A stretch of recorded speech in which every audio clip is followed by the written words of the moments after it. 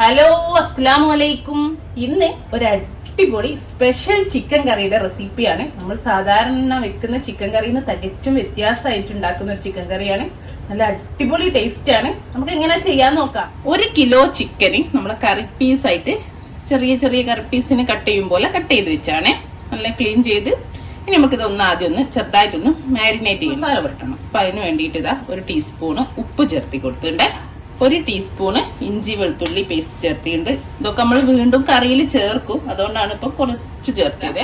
1/4 to 1/2 teaspoon മഞ്ഞൾപ്പൊടി ചേർത്തി കൊടുത്തിട്ടുണ്ട്.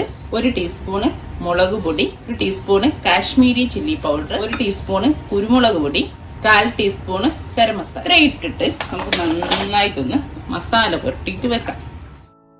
നന്നായിട്ട് മസാല ഒക്കെ പുരട്ടി വെച്ച് ഇതൊരു 10 മിനിറ്റ് നമുക്ക് മാറ്റി വെക്കാം. എന്നിട്ട് നമുക്കിതൊന്ന് ഫ്രൈ ചെയ്തെടുക്കണം. പാനി ചൂടാൻ വെച്ചിട്ടുണ്ട്.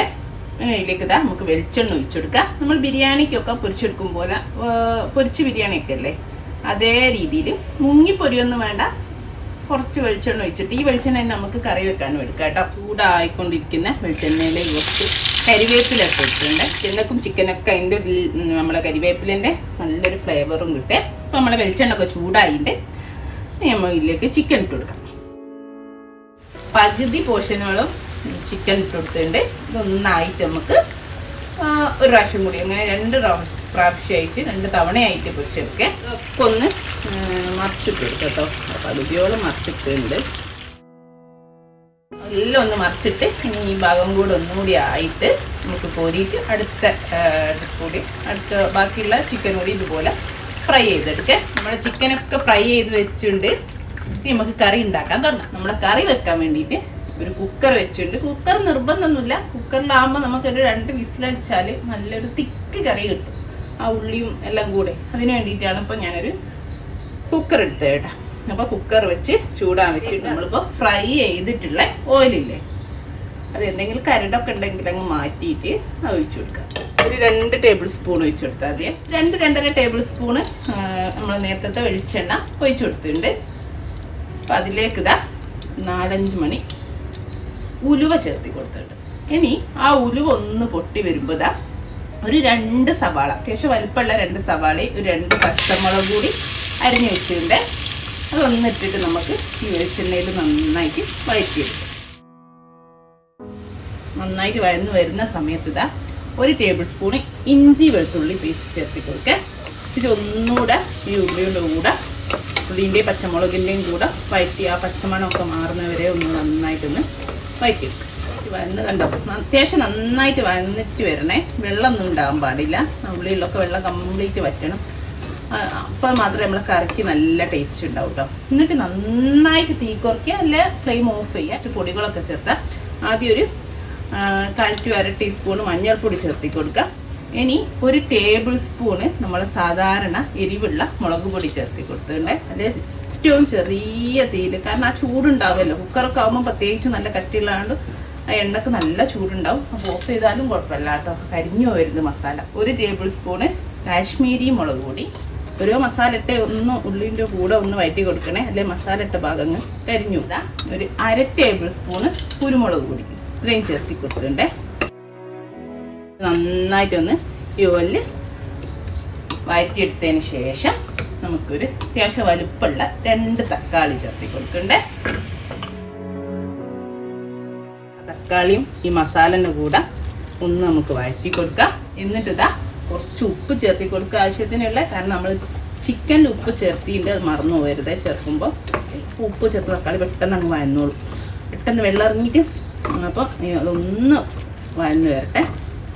ഈ തക്കാളി ചേർക്കുന്നതിന് മുമ്പ് ഫ്ലെയിം ഓൺ ചെയ്ത് കൊടുക്കണം കേട്ടോ, ഓഫ് ചെയ്യുന്നവരാണെങ്കിൽ. അല്ലെങ്കിൽ കുറച്ചൊന്ന് മീഡിയം കുറയ്ക്കുന്നവരാണ് ഒന്ന് മീഡിയത്തിലേക്ക് വെച്ച് കൊടുക്കണം തക്കാളി ചേർത്താൽ. തക്കാളിയൊക്കെ നന്നായിട്ട് വഴന്നിട്ട് ആ എണ്ണ തെളിഞ്ഞു വന്നിട്ടുണ്ട്. ഇനി ഇതിലേക്ക് ഞാൻ 1 കപ്പ് വെള്ളം ചേർത്ത് കൊടുക്കുകയാണേ. ഇതിപ്പോൾ ചുടുവെള്ളമാണെങ്കിൽ ഒന്നുകൂടെ നന്നാവും കേട്ടോ.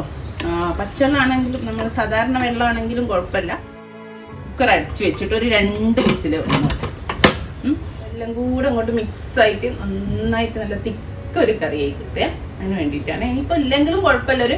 ഇനിയിപ്പോൾ കുക്കറിലല്ലാന്നെങ്കിൽ ഒരു 15 മിനിറ്റ് ഇതൊന്ന് നന്നായിട്ട് കുക്ക് ചെയ്തെടുത്താൽ മതി. അടിച്ചു വെച്ച് ചെറിയ തീയിലിട്ടിട്ട് 2 വിസിലൊക്കെ വന്ന് പ്രഷറൊക്കെ പോയി ഫ്ലെയിം ഓൺ ചെയ്ത് കൊടുക്കാം. ഇനി ഇപ്പോൾ വെള്ളം തീരെ ഇല്ല എന്ന് തോന്നുകയാണെങ്കിൽ കുറച്ച് ചുടുവെള്ളം ഒഴിച്ചു കൊടുക്കണേ. നിങ്ങൾക്ക് കറി എങ്ങനെയാണ് വേണ്ടതെന്ന് വെച്ചാൽ ആ ഒരു രീതിയിലേക്ക് ആക്കി കൊടുക്കണം. ഇനി നമ്മളെ ചിക്കൻ ഇട്ട് കൊടുക്കാം. ഫ്രൈ ചെയ്ത് വെച്ച് ചിക്കൻ അതേപോലെ ഫ്രൈ ചെയ്യുമ്പോൾ നന്നായിട്ട് ഉണങ്ങിപ്പോവരുത് കേട്ടോ. ഉണങ്ങിപ്പോവാതെ എടുക്കണേ. നമ്മൾ ചിക്കൻ ഇട്ടിട്ടും വെള്ളം കുറവാണ് അല്ലെങ്കിൽ തോന്നുകയാണെങ്കിൽ ഒന്ന് തിളച്ചതിന് ശേഷം നല്ല തിളച്ച വെള്ളം ഒഴിച്ചു കൊടുത്താൽ മതിയേ. ഒരു 10 മിനിറ്റ് ചിക്കനും കറിയെല്ലാം കൂടെ ഒന്ന് തിളച്ച് ഇനി ഞാനിതാ കുക്കറിൻ്റെ മൂടി വെച്ചിട്ടുണ്ട്. പക്ഷേ പ്രഷർ ഇട്ടിട്ടില്ല കേട്ടോ. അപ്പം അങ്ങനെ ആകുമ്പോൾ വിസിലൊന്നും വരില്ല, അല്ലാതെ തന്നെ നന്നായിട്ടങ്ങ് കുക്കായി കിട്ടും. വിസിൽ വരേണ്ട ആവശ്യമില്ലല്ലോ, ചിക്കൻ ഓൾറെഡി വെന്തതല്ലേ. നമ്മൾ ചിക്കനും കറിയൊക്കെ നന്നായിട്ട് ചിക്കനൊക്കെ ഇതിലേക്ക് പിടിച്ച് എണ്ണൊക്കെ തെളിഞ്ഞ് വന്നിട്ടുണ്ട്. ഇനി ഒരു ഓപ്ഷണൽ ആഡ് ചെയ്യാൻ പോവാണേ. നിങ്ങൾക്ക് വേണമെങ്കിൽ മാത്രം ചെയ്താൽ മതി. കറി ഒന്നുകൂടെ ഒന്ന് റിച്ച് ആക്കാൻ വേണ്ടിയിട്ട് ഞാനൊരു 10 ബദാം, നിങ്ങൾക്ക് അണ്ടിപ്പരിപ്പ് വേണമെങ്കിൽ യൂസ് ചെയ്യാം, കുതിർത്ത് ഒന്ന് തിളപ്പിച്ചതിന് ശേഷം കുറച്ച് വെള്ളത്തിൽ അരച്ചെടുത്താണേ. ബദാം ആകുമ്പോൾ തൊലി കളയണം. തിളപ്പിച്ച് കഴിഞ്ഞാൽ പെട്ടെന്ന് തൊലി നമുക്ക് പെട്ടെന്ന് തന്നെ കിട്ടും. അപ്പോൾ അത് ഒഴിച്ചു കൊടുക്കണം. ഒരു 10 എണ്ണേ ഉള്ളൂ കേട്ടോ. അപ്പോൾ അത് നിങ്ങൾക്ക് തികച്ചും ഓപ്ഷണലാണ്, ഒരു നിർബന്ധവും ഇല്ല. നമ്മളെ കറി ഒന്നുകൂടെ ഒന്ന് നല്ല ടേസ്റ്റും ഒരു റിച്ച് ഫീലിങ്ങും ഉണ്ടാവും. അപ്പം അതിന് വേണ്ടി മാത്രം ഒഴിച്ചതാണ്. വെച്ചിട്ട് ഒരു 2-3 മിനിറ്റ് അതിൻ്റെ ഒരു ചുവയൊക്കെ ഉണ്ടാവുമല്ലോ, 2-3 മിനിറ്റ് ഒന്ന് തിളച്ചതിന് ശേഷം നമുക്ക് തീ ഓഫ് ചെയ്യുക. അപ്പം ഇത്രയേ ഉള്ളൂ കറി. എന്നിട്ട് ഒന്ന് വറവിട്ട് എടുത്താൽ മതി. സോസ്പാൻ വെച്ചിട്ട് കുറച്ച് വെളിച്ചെണ്ണ ഒഴിച്ചു കൊടുത്തിട്ടുണ്ട്. നമ്മൾ നേരത്തെ ഫ്രൈ ചെയ്ത കുറച്ച് വെളിച്ചെണ്ണയും കൂടെ ഉണ്ടായിരുന്നു, അതും ഒഴിച്ച് അതിലേക്കൊരു കുറച്ചുകൂടെ ഒഴിച്ചിട്ടുണ്ട്. മൊത്തത്തിലൊരു 1.5 ടേബിൾ സ്പൂണൊക്കെ ഉണ്ടാവും. അത് ഒഴിച്ചു കൊടുത്ത് ചൂടാൻ വെച്ചിട്ടുണ്ട്. ഇനി അതിലേക്ക് ഒരു 2-3 ചെറിയ ഉള്ളി ഇട്ട് കൊടുക്കുകയാണേ. നന്നായിട്ട് ചെറുതായിട്ട് അരിഞ്ഞ് വെച്ച ചെറിയ ഉള്ളി, കുറച്ച് കരിവേപ്പില. നമ്മളെ ചെറിയ ഉള്ളിയും കരിവേപ്പിലയും ഒക്കെ ഒന്ന് നന്നായിട്ട് മൂത്ത് വരട്ടെ. നമ്മളെ ചെറിയുള്ളിയും കരിവേപ്പിലയും നന്നായിട്ട് മൂത്ത് വന്നിട്ടുണ്ട്. ആ സമയത്ത് ഞാൻ തീ ഓഫ് ചെയ്തു. എന്നിട്ട് ഒരു ടേബിൾ സ്പൂണോളം മല്ലിയില ചേർത്ത് കൊടുത്തിട്ടുണ്ട്.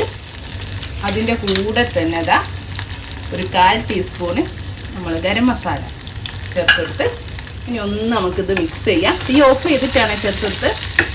എന്നിട്ട് നമുക്കിത് കറിയിലേക്ക് ഒഴിച്ചെടുക്കാം.